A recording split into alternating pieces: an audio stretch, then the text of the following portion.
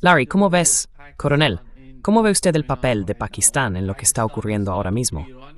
Pakistán está hablando con los iraníes, con los estadounidenses, va a China, se coordina con China, y sabemos que tiene una buena relación con Arabia Saudí en la región y también con Turquía.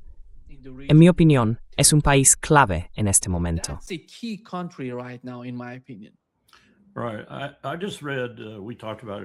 Exacto. Acabo de leer, ya lo habíamos comentado un poco antes de entrar en directo, acabo de leer un análisis bastante bueno, creo yo, hecho por gente que recibió información, digamos, de personas de la CIA dispuestas a hablar. Y me quedé sorprendido por los procedimientos que describían, los que se han llevado a cabo en los últimos años desde que expulsaron a Imran Khan, y por lo que eso significaba. Ya sabes, son acciones típicas de Pakistán, pero al mismo tiempo no lo son. Cuando lo apartaron, colocaron a personas en el poder tanto en la ISI como en el ejército pakistaní. Algunas de ellas, como hacen de vez en cuando, con funciones que se solapan hasta cierto punto, y pusieron en el puesto de Khan a alguien que es un simple lacayo.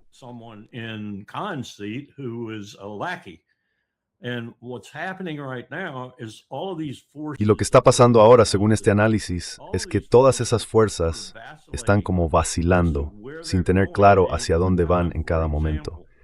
Por ejemplo, una de las cosas que se desprendió de esto fue que a los chinos se les dijo que no a continuar con algo en lo que ya habían invertido una cantidad considerable de dinero. El puerto en el que iban a tener, bueno, no carta blanca, pero casi carta blanca. Y eso era una parte muy importante de su movimiento hacia el oeste, por así decirlo. Pues bien, eso se frenó, al parecer. Y eso significa que, según el resultado de este análisis, Pakistán volvía a acercarse a Estados Unidos, porque habíamos ejercido mucha presión para que lo hicieran.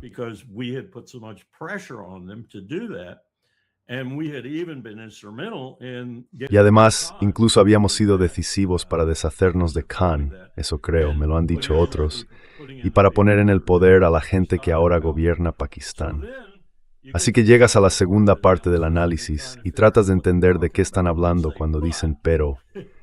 Y entonces volvemos otra vez a China, y a cómo China sigue teniendo mucha influencia en Islamabad, por razones obvias, el dinero y todo lo demás, y también es en las decisiones tanto del gobierno civil como del ejército.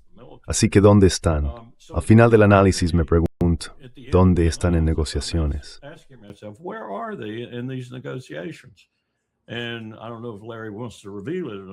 Y no sé si Larry quiere contarlo o no, pero antes de entrar en directo, hablamos de otra cosa que parece derivarse de esto. Si su decisión es que van en serio con China, que ya no va a haber una política exterior dividida, que es lo que, según este análisis, han estado intentando mantener. Ya sabes, un poco para Estados Unidos, un poco para China, que cada uno crea que todo o casi todo va para ellos y nada para el otro, y al revés. Bueno, eso es un juego peligroso, muy peligroso, y más aún con esta administración. Algunas de las cosas que se atribuyen a Marco Rubio en conversaciones paralelas daban a entender que al menos en el Departamento de Estado eran conscientes de la ambigüedad que hay ahora mismo en Islamabad.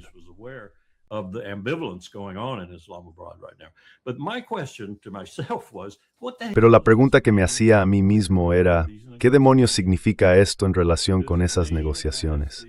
Significa, como decía también el análisis, que Rubio había llegado a la conclusión de que los pakistaníes eran falsos y que no iba a prestarles atención? ¿O significa que fue Trump quien lo dijo? ¿Significa que no confiamos en ellos en absoluto? Y entonces la pregunta es, ¿por qué les dejamos actuar como intermediarios y fingimos que confiamos en ellos? Todo lleva a la misma conclusión, creo yo, que esta diplomacia es una farsa. Es una farsa. Da igual si reprendes a Oman o si utilizas a Pakistán, sigue siendo una farsa. No estamos haciendo diplomacia. Lo único que hacemos es intentar aparentar que ganamos una guerra que en realidad estamos perdiendo, y cada vez resulta más difícil mantener esa apariencia. Sí. Solo quiero señalar que después de eso, después de que Irán lanzara, eso ocurrió, creo, a primera hora del jueves por la mañana, hora de Irán, que era como la noche del miércoles para mí. Pero después de que dispararan ese misil contra la base aérea estadounidense en Kuwait, me dijeron que el Consejo Supremo de Seguridad Nacional se reunió y elaboró una nueva política. Más tarde, el jueves, el presidente Raisi mantuvo una conversación de 1 hora y 47 minutos con el primer ministro pakistaní, Sharif. Y en esa conversación, no puedo revelar realmente todos los detalles, se trató de cuál sería la política de Irán respecto a las armas nucleares y al mundo nuclear de ahora en adelante. Más tarde ese mismo día, o sea ayer, el ministro de Asuntos Exteriores de Pakistán, Ishaq Dar, transmitió todo eso a Marco Rubio. Y de nuevo, sin entrar todavía en los detalles, porque la fuente ha pedido que se mantenga en reserva, es el tipo de información que al recibirla, Marco Rubio habría necesitado cambiarse de ropa interior. ¿De acuerdo? Puede que incluso se hiciera encima.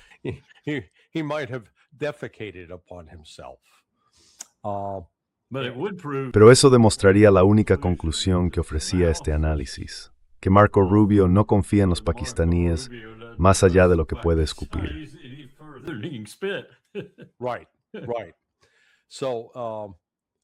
Exacto, exacto. Por eso la Casa Blanca, hasta ese último tuit del que hablábamos hace un momento, o esa publicación de Trump en Truth Social, ha estado extrañamente callada durante unas 24 horas por la gravedad de este mensaje. Bien, ahora la suposición que expresó Stephen Miller de que Irán está en una situación económica desesperada, que es insostenible, simplemente no es cierta. Y yo diría que de hecho, Irán tiene ahora mejores perspectivas económicas que hace 3 meses, antes del inicio de esta guerra. Por ejemplo, su comercio con Rusia y con China ha aumentado, no ha disminuido.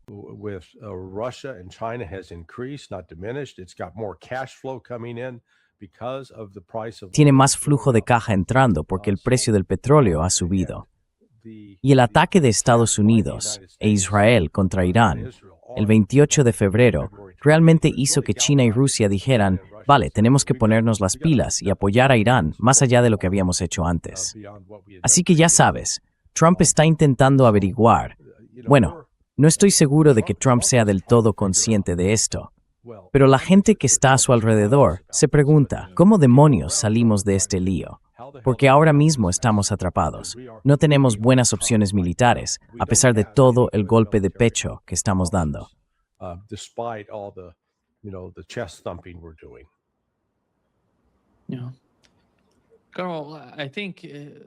Sí. Coronel, creo que cuando hablamos del conflicto en Oriente Medio, de la guerra entre Irán y Estados Unidos, los comentarios más importantes están viniendo de los israelíes, sobre todo de Benjamin Netanyahu. Dijo que debemos completar la misión en Irán de una forma que constituya una solución final. Una solución final. Sí.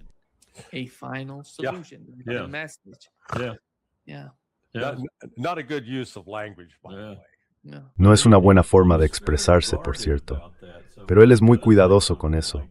Así que cuando dice algo así hay que tener cuidado. Quiero decir, no usa esos términos a la ligera. A veces los emplea con lo que podrías llamar un efecto disuasorio, pero otras veces realmente quiere decir lo que dice. Y lo que está haciendo ahora mismo en el Líbano es inadmisible.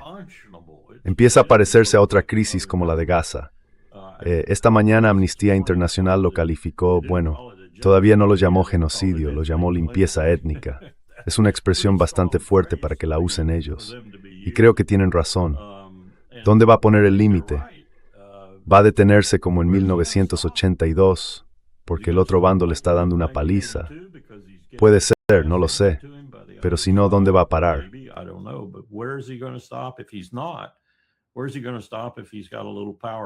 ¿Hasta dónde va a llegar si todavía le queda un poco de poder?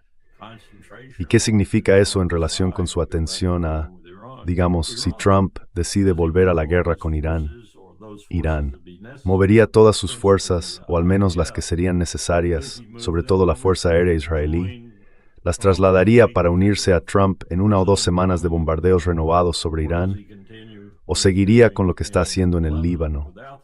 Sin la Fuerza Aérea Israelí está algo limitado, porque es lo único que realmente le está salvando de que Hezbollah domine por completo a sus tanques y a otros elementos de las fuerzas terrestres, que están siendo derrotados una y otra vez, batalla tras batalla, incidente tras incidente, debería decir.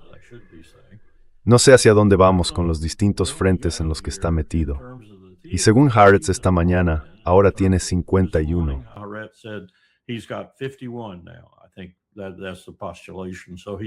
Creo que esa es la idea.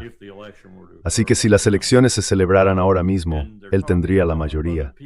Y están hablando de otras personas, no de Naftali Bennett, ni de Lapid, ni de otros que digamos estaban en la carrera, Gantz, Benny Gantz, quizá. Ahora están hablando de otras figuras, posibles competidores de Netanyahu, lo que significa que el panorama político en Israel se está moviendo un poco. ¿Qué implica todo esto respecto a lo que acabas de decir? Recuerda cuando cité aquello que él dijo en hebreo, entre sus más cercanos, Ben-Gvir, Smotrich y otros, cuando afirmó que recibirían una sorpresa que no se esperan. Eso, en la solución final, de algún modo refleja lo mismo. Sí.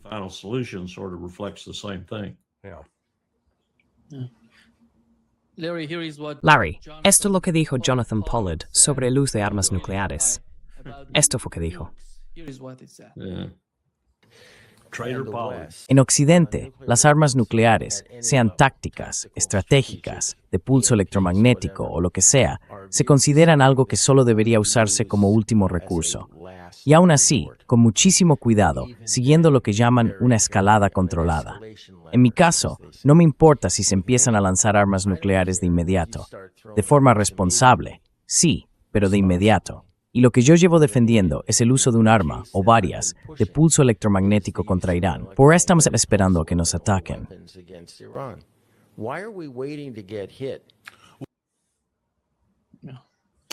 Tu måste por usar dem till nuclear powered Sperry or former responsibly. Sí. Esa es la pregunta del día. Quiero decir, mira a Pollard, parece Jabal Hood con barba, ¿vale?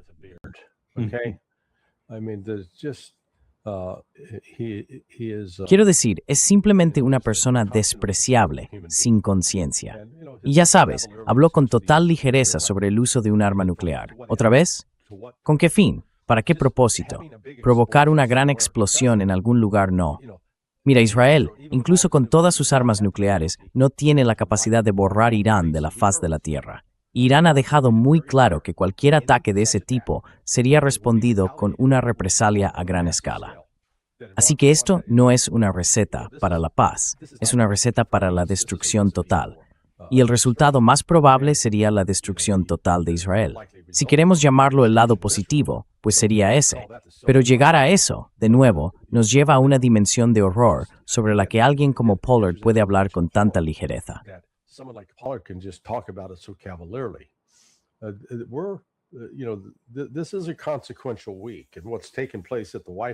Esta es una semana decisiva por lo que está ocurriendo ahora mismo en la Casa Blanca. Están intentando presionar. Creen que tienen la capacidad de forzar a Israel o a Irán a aceptar un acuerdo. Pero Irán está ahí, observando lo que hace Israel. Israel ha roto el alto el fuego. Es decir, ese alto el fuego se basaba en detener los ataques en Líbano, especialmente en Beirut. Y ahora están atacando Beirut.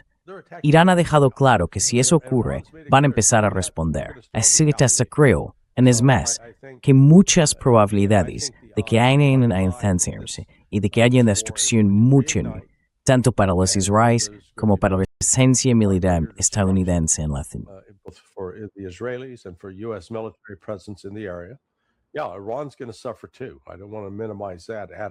Sí, Irán también va a sufrir. No quiero restarle importancia a eso, en absoluto. Pero ya sabes, tuve que volver atrás y comprobarlo. La dinámica con los árabes del Golfo no es un frente unido. Es casi como un reality show, donde están todos encerrados en una casa y se detestan entre sí. Pues bien, hace unos 9 años, Arabia Saudí y los Emiratos Árabes Unidos estaban enfadadísimos con Qatar, porque Qatar tenía su relación con Turquía y además estaba dando apoyo a Hamas o a Hezbollah. Y los saudíes y los Emiratos dijeron, por Dios, no vamos a permitir que eso ocurra. Y el único país que se en ayuda de Qatar fue Irán.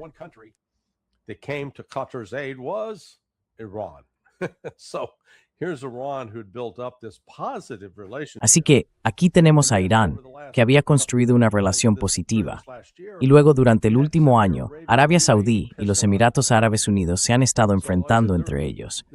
Por eso dije que no hay un vínculo común, que los países del Golfo no tienen un lazo que realmente los una. Y aquí es donde entra en juego el papel de Pakistán y de China. Porque China, en particular, con su poder económico, los saudíes, los cataríes, los emiratíes, todos quieren hacer negocios con China. China es el futuro. Estados Unidos no es el futuro. China lo es. Y por eso China ejerce una enorme influencia en todo esto. Así que creo que hay dinámicas en marcha que están fuera del control de Estados Unidos, sobre todo en el ámbito económico.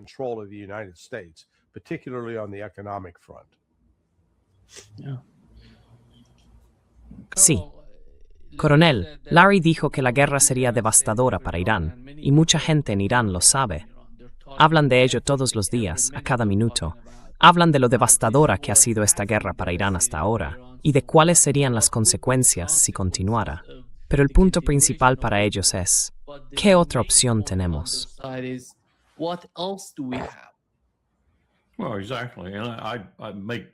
Exacto. Y reforzaría aún más el argumento de Larry, si me lo permites. Si aplicas la solución final, si la solución final para Bibi Netanyahu es usar armas nucleares, no vas a conseguir nada más para derrotar a Irán. Lo único que vas a lograr es que se vuelvan más decididos y que desaten todo lo que tienen contra cualquiera que esté a su alcance. Así que esto no es algo que deban siquiera plantearse desde un punto de vista práctico. No tienen el poder para hacerlo. Creen que lo tienen, y la gente que posee armas nucleares suele pensar así. Mira a los norcoreanos, por ejemplo.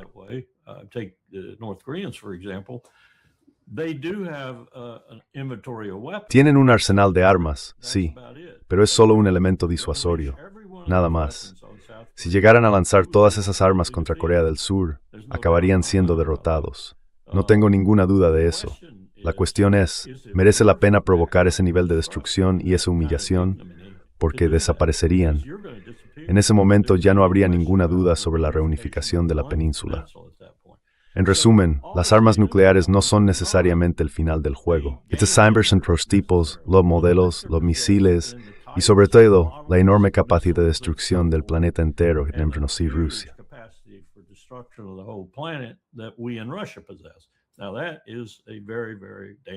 Eso es una acumulación de armas muy peligrosa, capaz de acabar con el mundo si se usaran todas.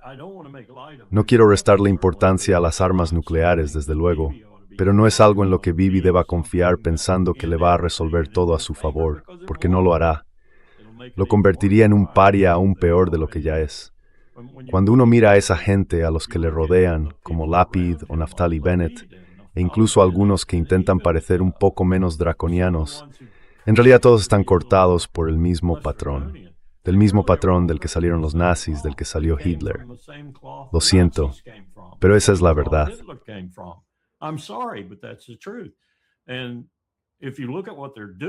Y si miras lo que están haciendo, y lo que nosotros les estamos ayudando a hacer con respecto al derecho internacional, que ya prácticamente no existe, solo nuestros ataques en alta mar, matando ya a más de 200 personas, según tengo entendido, sin ningún tipo de debido proceso, han acabado con el derecho internacional. Así que hemos destruido todo lo que se construyó después de la Segunda Guerra Mundial con unas intenciones razonablemente buenas. Lo hemos destruido. Ya no existe. ¿Hasta dónde más queremos llegar para degradar el mundo? Y ni siquiera he empezado a hablar de Xi y de lo que está haciendo en Ucrania, ni de lo que los rusos han amenazado con hacer en respuesta a eso. Estamos ante un conflicto que podría extenderse como la pólvora, y muy rápido. Y estamos viendo, como acaba de decir Larry, que el verdadero poder está al otro lado.